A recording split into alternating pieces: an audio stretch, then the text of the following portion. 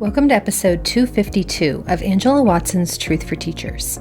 I'm your host, Angela Watson, and I'm here to speak encouragement into the hearts of educators and get you informed and energized for the week ahead. Today, I'm talking with Kareem Farah of the Modern Classrooms Project about 3 practices that can give you more one-on-one time with students. Visit truthforteachers.com to get an easy-to-read, easy-to-share version of this podcast episode. This episode is brought to you by the Modern Classrooms Project. They are a proud sponsor of Truth for Teachers. The Modern Classrooms Project is a nonprofit that empowers educators to build classrooms that respond to every student's needs. They lead a movement of educators in fostering human connection, authentic learning, and socio-emotional growth. The Modern Classrooms Project has empowered over 35,000 educators worldwide through their free online course at learn.modernclassrooms.org. And the Modern Classrooms group on Facebook has 9,000 innovative educators that you can converse with. They've partnered with more than 100 schools and districts nationwide and have certified over 300 distinguished modern classroom educators. I'm speaking today with Kareem Farah. He is a former high school math teacher in Washington, D.C., and the co-founder and CEO of the Modern Classrooms Project that I just told you about. Kareem started using what's become the modern classroom model, which is blended, self-paced, and mastery-based learning. And he started because he was really struggling to meet his students' needs, and he was feeling burnout as a result. Kareem feels certain that if he had not started teaching in this way, he would have quit after a year or two. Instead, he continued teaching happily and successfully for several more years and was even named DC Public Schools' most innovative educator. Kareem now leads MCP full-time in order to support more educators in teaching through the Modern Classrooms approach. Kareem and I are going to talk about the 3 components of the MCP approach that make teachers more effective and, by extension, make teachers' lives easier. Kareem has seen this approach work across various grade levels and all different subject areas, and it really empowers educators to spend more one-on-one time with students. Listen in. Kareem, in your work with the Modern Classrooms Project, you're coming from the assumption that teachers know that the traditional one-size-fits-all approach to teaching and learning doesn't work. And the way you initially described it to me was this way. The kids who already know the content get bored, students who have learning gaps get lost, and students who are absent miss out altogether.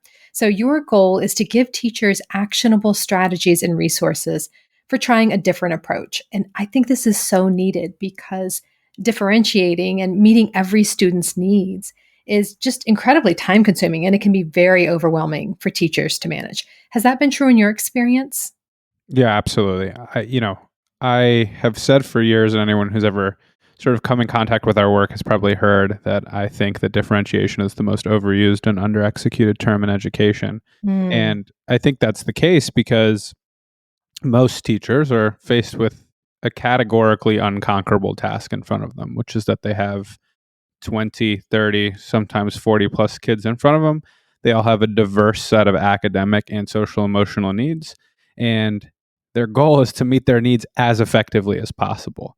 And the reality is it's impossible to meet every student's needs perfectly. That is a silly sort of thing to think is possible given the constraints of teaching and learning. So I think it's the most challenging and most important element of an educator's life. And I don't think that the one-size-fits-all or traditional approaches to instruction are actually built to support educators and actually doing that effectively at scale. It was the biggest challenge I faced every single day, and it was why, at a certain point in my teaching, about halfway through my teaching career, I was strongly considering leaving the profession because I felt like I was going into the job with this vision of my capacity to really build relationships with kids and support them, both academically and socially emotionally. And I was finding myself spending much more time sort of trying to control the room than I was actually moving kids across a continuum of learning. Yeah, I think that's a really familiar problem. In that it does kind of feel impossible at times to be able to differentiate for all kids. And so I know that in your approach with the Modern Classrooms Project that you've identified 3 core components that you think help make this a little bit more manageable and also get us closer to that goal of meeting every student's needs. So the three core components are blended instruction, self-paced structures, and mastery-based grading. So we're going to go through each of these three components in depth so that folks listening have some actionable steps that they can use right away in their classrooms. Let's begin with the blended instruction piece, in which teachers record their own instructional videos to replace in-class lectures. I know a lot of teachers experimented with this for a while during remote learning, so they're familiar with the idea, but I think with the push to get back to normal, whatever that means in schools, that these really valuable instructional videos may be underutilized, and it may be that teachers have stopped making them now and not really using that as a tool in their classrooms. So what approach do you recommend here with blended instruction? Yeah, I think, at its core, the single most precious resource in a classroom is teachers' time. It's just a reality. Like, you need to maximize the capacity for educators to be able to engage with students in small group and individualized instruction. That's when any effective strategy, in my opinion, at scale really comes to life as it relates to differentiation. So when you think about sort of the one size fits all model, an educator spends a lot of time at the front of the room sort of talking at kids. And yeah, they might pose some questions and kids kind of raise their hands and there's a few checks for understanding, but it's a lot of time that's being spent pretty far away from kids in the grand scheme of things. And I think the power of instructional videos is it actually pulls the teacher away from that. Pulls the teacher away from putting on a performance, which is not only not a great use of time, but also incredibly exhausting and really not effective, by the way, for kids that are either experiencing trauma, not in class at all because they're absent, or multiple grade levels behind or ahead. So whatever you're saying is not actually resonating with them or particularly engaging. So when you build those instructional videos, it actually removes the need to have to put on a performance, which I think is really, really powerful, because you replace all that time with time spent with kids, time spent getting to know kids, but time spent also remediating and reteaching and supporting students as they're struggling to master content, the powerful kind of elements of the learning experience that are important, hitting roadblocks, and you're kind of supporting them as they get through those roadblocks. So that's the power of infusing instructional videos into classrooms. And simply put, in our model, like, teachers just don't lecture, right? They replace all their lectures with instructional videos. And I always stress when I share this part of the model that doesn't mean you don't bring kids together, right? You bring kids together, whole group, for a variety of reasons. It could be a spiraled mini lesson that you want to bring the kids together to chat about because you see a common mistake happening throughout the kind of unit. You might bring kids together because it's a core collaborative experience. You have a Paideia seminar, a Socratic seminar. It might be a lab, right? So we love when teachers bring kids together, but you want to bring kids together for a purpose, not to deliver information to them and for them to then take those notes down. The other reason why this is a critical part of the model is, phase 2, which we'll talk about in a moment, that self-pacing piece. The reason kids can't work at their own pace in school today is because they are reliant on that live delivery of information. If every single day the teacher has to give that information live in a lecture format, well, kids just can't be at different spots. It's a key bottleneck to that experience, which I would argue, again, is not a great use of teacher time and student time, but it's also an equity question. Like, ultimately, we want to provide an avenue for kids to have unlimited access to content anytime, anywhere. So that if they're not in the headspace to digest information at the time that you're delivering it, they can at another time. So that's phase 1 is the building of instructional videos. The last thing I'll say is we encourage educators to build their own instructional videos. We tried using externally created instructional videos, but when we did that, we realized we forgot that the most important factor in student learning, in teaching, the most important factor in learning is the teacher themselves outside of the student. So, you can't replace an educator. You can't replace an educator with a disembodied voice that doesn't exist in the room.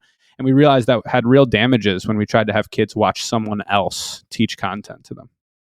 Right. And I think I've also heard some parents complain they feel like the education's being outsourced. Like, you're not even teaching, you're just like showing this other video. Totally. Right. And which is true, by the way. And part of the reason why that is true is when I used external videos at scale, I actually started to lose my understanding of the way other folks were teaching the lessons. I remember trying to replace myself with instructional videos externally created. And a kid asked me at one point in the lesson, "Hey, can you explain how to do this? I'm struggling." And I started to explain. And the kid was like, "Well, that's not how the computer told me to do it." And in that moment, I was like, I'm a pretty invested, caring teacher, and I planned pretty detailed. And certainly it was my mistake that I wasn't perfectly aware of how the instructional video or that online resource was teaching it, but it also just showed me like, when you start to replace your own kind of role in the classroom, you start to really become pretty distant from the learning experience, and that's not the goal. So, two questions about this. The first is, how long are these video lectures? And second of all, what does it look like when students are watching them? Because I'm envisioning a teacher listening to this and thinking, if my administrator walks in the room and my students are watching a video of me teaching, they're not going to like that. How should this time be structured to make sure that it's really, really valuable for the kids? Yeah, I always say the biggest compliment I was ever given in my classroom was when the Edutopia film crew came into my classroom, and the film director sort of tapped me on the shoulder before filming started and said, "Are you sure this is a blended learning classroom?" And I sort of looked back and I was Mm. like, uh, I'm pretty confident it is. And she was like, "But only 20% of the kids are on computers." And I just looked back and I said, "Thanks." And Mm. the reality is because, and I'm not saying kids can't be on computers during class. There's a variety of things that could be on computers for, but instructional videos, the research says, needs to be 9 minutes or under, ideally 6. And certainly for younger students, even shorter chunks than that. And when you think about the scope of the overarching learning experience, right, that's a very small chunk of it. And when you think about layering in self-paced learning, which is the next phase, right, there's kids doing a variety of things in the classroom. It's truly controlled chaos. So maybe only 20% of kids at any given time might be watching an instructional video. And if they are, they're taking guided notes, they're answering questions that are popping up through any of the programs out there that allow you to bake checks for understanding into the actual videos themselves. So even the video watching experience is engaging, but it's a pretty small percentage of the time. And that's critical because you want kids to spend the majority of class working through actual content, right? Struggling with content, wrestling with content, engaging with their peers and with the educator to master that content. So that's a key component of it. Okay, so just to be clear for everyone listening, we are not recommending that you just put on a 30-minute video of you lecturing and sit in the back of the classroom. Definitely not. This is really figuring out what's the most important content here that I need to deliver to students and delivering it really efficiently and effectively, and then getting back to using that class time for collaboration, for remediation, and so on. Absolutely. Absolutely. So, the second component of the Modern Classrooms project is the self paced structures. And the idea is that teachers build systems and procedures that allow kids to learn at their own individual paces while meeting all of the same essential learning objectives and deadlines. So, they have those learning objectives and deadlines in common, but they're doing it at their own pace. Can you tell us about some approaches to self paced structures that really work well for kids and that you found are simpler for teachers to manage? Yeah, absolutely. And by the way, I always tell folks like blended learning is kind of the flashy component of the model, instructional videos and technology and all that kind of stuff. But I actually think the really powerful learnings are happening once you get to self-paced structure and mastery-based grading, because that's when you're really transforming the classroom in a powerful way. And it's also what you'll find students isolate every single time is the most impactful and their favorite thing about the model. If you go into any of our sort of thousands of modern classrooms out there at the moment, you'll hear students say, "Oh my God, I love learning in this way because it's self-paced." And the structures that are critical, the first is just making sure that we're clear that this is self-pacing with guardrails. Part of the reason any teacher can do this literally anywhere in any district, in any school, theoretically, is because this is self-pacing within each unit of study, even shorter chunks than that. I was just at a school out in Dallas, and they all self-pace 1 week at a time, which is fabulous. It's clear guardrails. The kids know what objective needs to be completed in a certain span of time. They have to execute. And then there's a variety of sort of checkpoints where teachers really intervene. And then they kind of move on to the next chunk of self-pacing together. So self-pacing in chunks is the first thing that's really, really critical.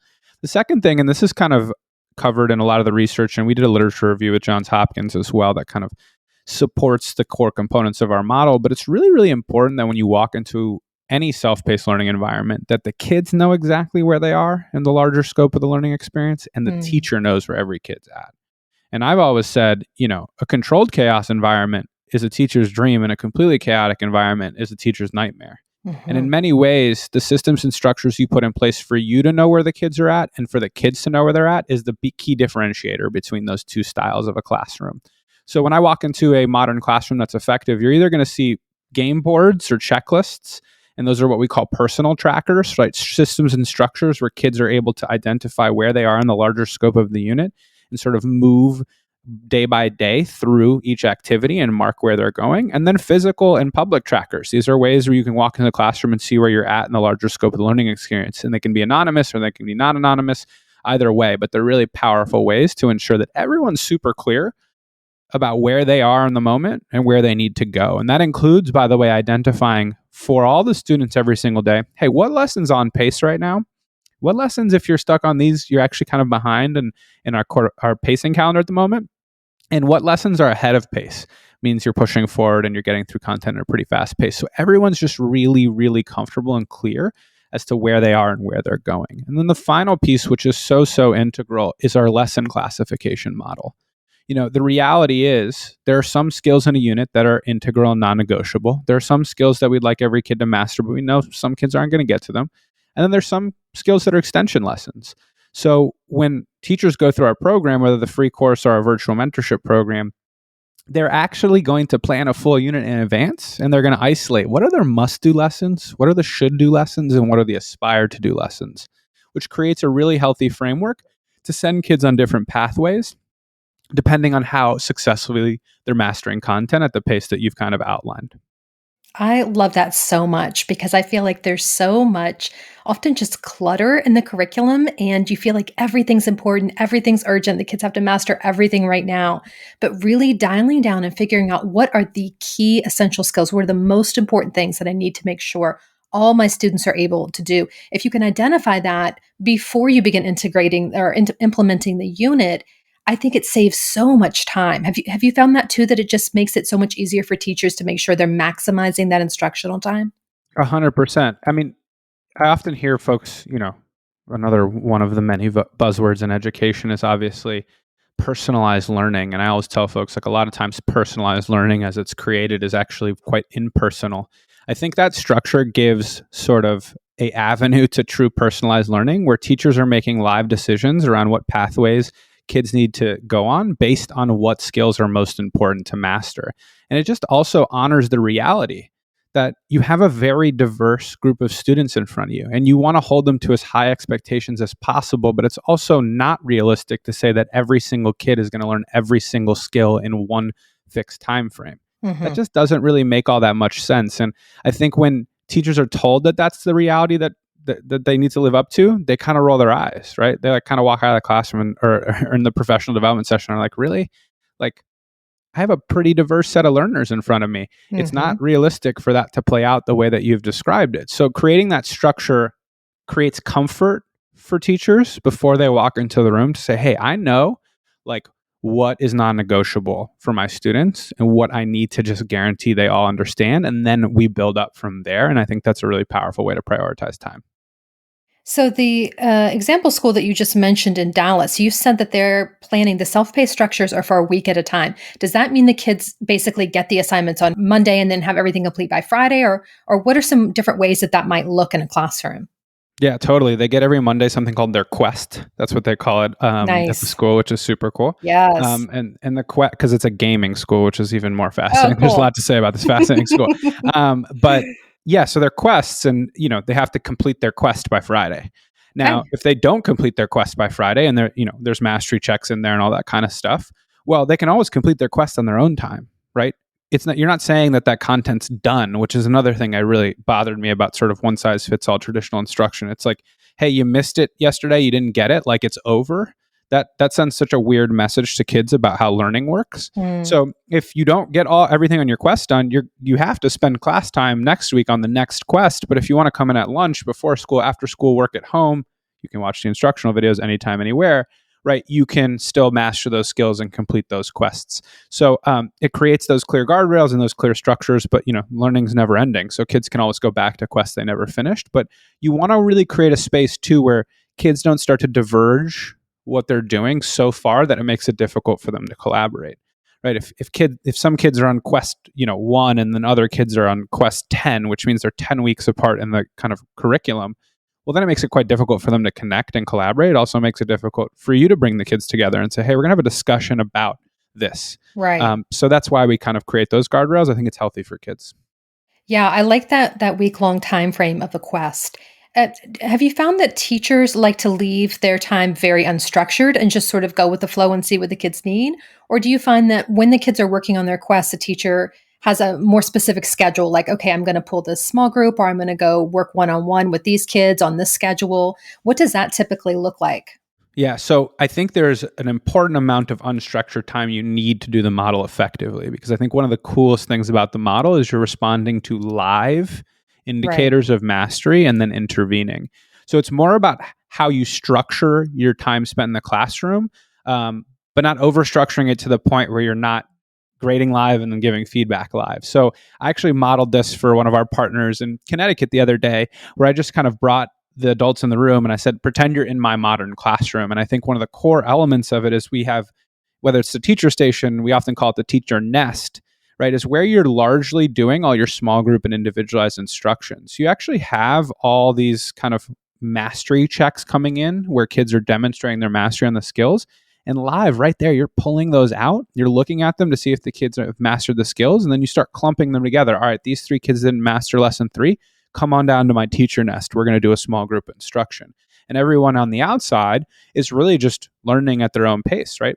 They're working with each other, working with their peers, and tackling content. So it's structured in that the teacher should be spending the vast majority of class time literally grading live and giving feedback live. And when they're not doing that, kind of roaming the room and checking in one-on-one with students.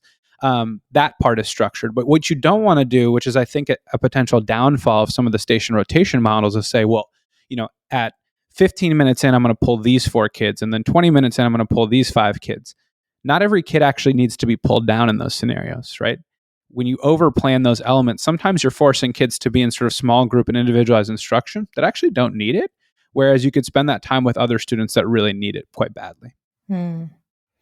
I like what you're saying there about, spending quite a bit of class time basically looking at student work as it's coming in and beginning the assessment process, because that's obviously another major pain point for teachers is, giving timely feedback, giving detailed feedback, giving grades in a timely manner, particularly with mastery-based grading. So let's dive some more into that. That's the third and final component of the Modern Classrooms project. We talked about the blended instruction, where you are not lecturing live. All of your lectures are in short 6 to 9 minute videos. We talked about the self-paced structures in which students have these quest-like self-paced structures. So they have those guardrails to try to keep them on pace and make sure there's lots of checkpoints along the way. And the mastery-based grading, I know, is a third and really a very crucial part of your structure as well. I know many teachers like the idea in theory, but have found that it's really difficult to manage and stay on top of. So, what are your recommendations here for this component? Yeah. So first thing I'll tell everyone is like we see mastery-based grading, competency-based grading, standards-based grading, proficiency-based grading. They're all synonyms to us. They all mean the same thing to us, and they've all been stuck in theory for what feels like 100 years. Mm-hmm. Folks are just talking about it because intuitively it makes perfect sense. It's what we all want, but then to see it in action never gets there. And I think that's because most of the resources out there are not practical, right? They don't provide a clear blueprint for how to make it come to life in the classroom. But then also people get really stuck in the sort of standard deconstruction world that they kind of forget what the overarching premise is. All we're saying here is kids have to understand one thing before they go to the next thing. And that's as simple as we want people to digest it when they're learning the modern classrooms model. You want kids to understand skill A before they go to skill B. And ultimately, the reason why this is not that hard to pull off in our model is because you've gotten to self-pacing. So the first thing I tell everyone is you can't go to mastery-based grading, competency-based grading, proficiency-based grading if you don't have self-pacing baked into your classroom environment. The two things just can't work without each other. It just doesn't make any sense. You can't say, hey, I'm going to hold kids to understanding skill A before going to skill B, but by the way, everyone has to go to skill B tomorrow. Right? Those two realities don't make any sense. So that's the first thing, right? Like don't dive into part 3 of the model until you figure out part 1 and part 2. The second most important thing is just the art of the mastery check, which is this idea that you have a bite-sized skill, not that different from an exit ticket, but we call it a mastery check because you're not exiting the room. You're demonstrating mastery on the lesson that you just completed. And that can be at the beginning of class, middle of class, end of class. It's whenever you're ready to demonstrate mastery. those mastery checks really need to be bite-sized. They need to be pretty easy to grade live, which is why you can then deliver feedback really quickly. They need to really distill that skill and be connected to the skill you're trying to measure. And ideally, there's a clear avenue for how a student can be reassessed or be revising that mastery check. In simple terms, in a math class, a kid takes a mastery check, they don't get it right. Well, there's multiple forms. I always had 3 forms of the same skill mastery check. So if a kid doesn't get the first one right, call them down and say, hey, let's chat about this. And then I give them a different mastery check to work on. In some of the more humanities classes, they're much more revisable. Maybe the mastery check is constructing the thesis that you're going to use at the end of this unit. And, they get to revise that thesis statement until it's up to, the standard that you want to see. And then the final piece is really making sure that you've constructed your learning environment to make sure that academic integrity is at the forefront around mastery checks. Like, we love environments where kids are collaborating. But when it comes to mastery check time, that's really the time for kids to say, hey, I can show you that I can do this without the support of others. So a lot of our teachers use mastery check zones. It's a part of the room reserved just for taking mastery checks. So when the time is right, the kid says, hey, I'm ready for mastery check number 3. They grab it. It might be a colored sheet of paper. They go into that mastery check zone and they take it there. So everyone kind of knows and honors that space is quiet. You don't bring resources in there. It's time for you to demonstrate your ability to do this. And my favorite thing, I was just talking to a teacher the other day about this out in Minnesota. She calls it, instead of the bin saying mastery checks, it's called prove it. So they just make it clear to the kids, like, you're just proving to me that you got this, like, you get this and you're super clear. It's the coolest part of the model, but it's actually quite simple once you've been able to get blended and self-paced structures, off the ground and running. Because a lot of times teachers spend so much time grading stuff and it never actually leads to any sort of personalized feedback, and kids start to not pay attention to it. But if you say, hey, I got 10 lessons in this unit, but I'm going to focus on this bite-sized assessment at the end of each lesson, that's where I'm going to drive most of my grading energy, because I know it's bite-sized enough where I can grade it quickly and I can translate it to feedback. And it's also isolating the most important skills in the lesson so that you can confidently say, hey, if a kid got these questions correct, they're in good shape. And if they didn't, I've got to intervene. So it's usually teacher graded, but it also reduces the amount of grading that needs to be done because you've done a really good job distilling the learning into those bite-sized assessments. Right. Okay, very good. I know that one of the goals behind this 3-pronged model of blended instruction, self-paced structures, and mastery-based grading is making sure that teachers have more one-on-one time with students. And that really resonated me when I was looking through the Modern Classrooms Project resources, because every single teacher that I talk to wishes they had more time to get to know their kids as individuals. And they'll say things like, if I just had more time, we could do this. Or if I had fewer students, then maybe I can, make this happen. And they talked very wistfully about all the things that they would like to be able to provide their students and just feel like they can't. So I wonder if you have any advice for teachers who, like what you've shared here so far, really are very intrigued by this model and want to maximize the way that these 3 structures can help them individualize instruction and have that time with individual kids. Yeah, I mean, what I tell folks first is, like, just know that we're a nonprofit that doesn't force our instructional model on anyone. So the beauty of that is we really tell folks you can make this model your own. Whenever I present about this model alongside other educators, it's one of the first things they isolate.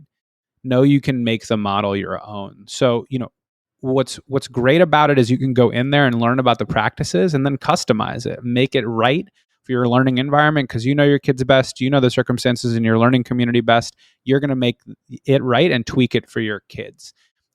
If you're wondering if it's going to accomplish the goal of allowing you to spend more one-on-one and small group time with kids, my favorite data point from our Johns Hopkins study, when we asked control teachers, are you able to work closely with each of your students during class? Only 19% of control teachers felt like they could do that, and 86% of modern classroom educators felt like they could do that.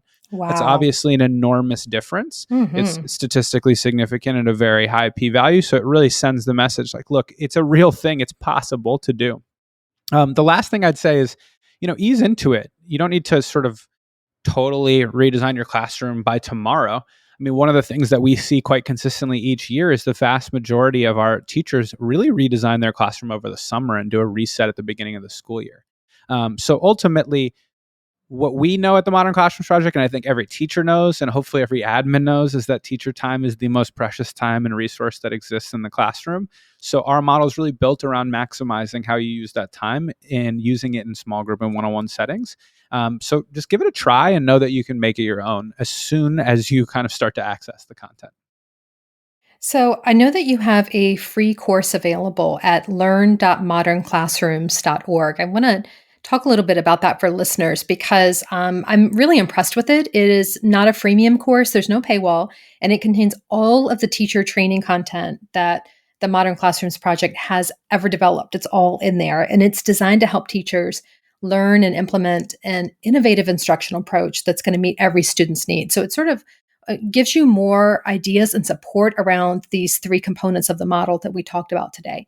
Can you tell us more about the free course and how it can help support teachers who are listening to this and who are really excited to dive deeper into what you shared? Yeah, absolutely. I mean, I think it's sort of part of the just core fabric of our organizational vision and mission. We're founded by myself and my co-founder. We were just two teachers trying to figure out how to meet students' needs effectively. I tell folks we were Rob and I, my co-founder, were sitting at I think we were sitting at a Qdoba years ago, and he sort of looked at me and asked me, "Hey, what do you think you're going to do for the rest of your life?" And I said, "I think I'm going to be a teacher for the rest of my life." And I said the same thing to him, and he said the same thing back. So we never really had an intention of founding an organization, but we realized that we were sitting on an instructional model that people really wanted. So the first thing we did when we created the organization was said, "Hey, we're going to put everything we know about this instructional model out there for free. And we're going to try to design an asynchronous self-paced learning space for adults that's completely free. And one thing we're going to do in perpetuity is ensure that no matter what, when we create really powerful resources that we think teachers can use, we're going to make it freely accessible." So that's what the free course is. A lot of times we estimate, especially when districts share it out at scale, it takes about 3 to 5 hours to go through, but ultimately, like, you could spend 100 hours in that free course because there's just so many different gems in there that you can kind of explore and use, and tons of templates you can make copies of and all that good stuff. So I encourage anyone that's curious about the model, like, the two best ways to understand it better are first to watch our Edutopia videos, our high school and our elementary one, and then to just go right into that free course. And that's at learn.modernclassrooms.org, correct? That's right. And then you also have a virtual mentorship program for teachers who want extra support. Can you tell us about that? Yeah. So, once the free course was created, we started to get both schools and districts and teachers individually saying, "Hey, like, I love the free course, but, like, can we get a little more support? I want feedback on the things that I'm creating. I want to talk to a real person who does this effectively." So we thought again about, hey, like, how do we construct a PD environment that we would have liked when we were teachers? We said, well, the best way for teachers to learn, in our opinion, was to actually pair them with someone who's really good at it so they can get that personalized feedback and get those coaching calls they need. So we created a mentorship program, which essentially takes the brilliant educators who do our model and credentials them into distinguished modern classroom educators and then mentors. So what happens is, if you're a 6th grade English teacher and you enroll in our virtual mentorship program, you're going to get paired with a fabulous educator who does our model beautifully, who's going to be your mentor. And then we have a series of assignments you complete on a schedule. It's asynchronous and self-paced. And every time you submit an assignment, your mentor is going to review it, give you detailed feedback. You can jump on coaching calls with them. You get enrolled in a Slack channel. So it's just really personalized, asynchronous, virtual way to get feedback and support as you launch your own modern classroom. Now, I will say there's a ton of educators who enroll individually, but the vast majority of educators who actually enroll in our virtual mentorship program end up coming through school and district partnerships. It's still a totally opt-in exercise, but what schools and districts will do is basically purchase seats for cohorts of educators to kind of enroll in the program and learn the model alongside each other and our mentors. That's awesome. So a good start then would be for teachers to go check out the free course at learn.modernclassrooms.org, get a feel more for the model, for the type of resources there, and then approach administration or someone in the district about maybe partnering with you all for the virtual mentorship program. That's exactly right. And the most popular time will probably be enrolling between 2,000 and 3,000 teachers into our virtual mentorship program this summer. So our virtual summer institute is the most popular time for folks to learn the model. it's a really kind of exciting time where folks can take a step back and think differently about instruction. But the pathway you described is exactly right. And in a lot of cases, you might just have one teacher who really wants to do it and just goes to admin and says, hey, can you reimburse my seat in this? And just so folks know, it's $500 a seat in our virtual mentorship program. So folks can kind of, understand that. And a lot of times schools and districts and principals can cover that cost for educators. That's really exciting, Kareem. I think this model is something that is flexible enough to work in all different grade levels, all different subject areas. I can't think of any curriculums I've seen that couldn't work with this in terms of, what are the skills and the content that kids need to learn. I love that it's not prescribed, that there's so much flexibility there. There's so much room for the teacher's personality to shine through and do the things they do best, as well as really following the kids' lead and being responsive to their needs. So I'm really excited about this, and I hope that everyone listening to this will check it out, go to that free online course, and get more resources, because I think this is a really sustainable path forward. I talk a lot about finding a more sustainable approach to teaching and learning, because I think not only are we burning out our teachers with the current model, but we're also burning out kids. And we've got to find a way that is going to work for both, to find that overlap between what's best for kids and what's best for teachers. And that's what I hear in the Modern Classrooms Project. And it's exciting to me. You've got me really fired up. Good. I'm glad. I can promise you I'm equally fired up. I know you are. And I'm so glad that you have, that you've pursued this. And I'm so glad that you're sharing this with Truth for Teachers listeners. I'm wondering if you can take us out with a takeaway truth, something that you want people to remember in the week ahead, something that you wish every teacher understood about what we talked about here today. Yeah, absolutely. I think the most important thing I'd say is that every educator should know that they're the expert in the room, and no matter what strategy, idea, tool, instructional model that's offered to them, they should be able to customize it to make it their own and trust their instincts. So that's the final takeaway I'd give.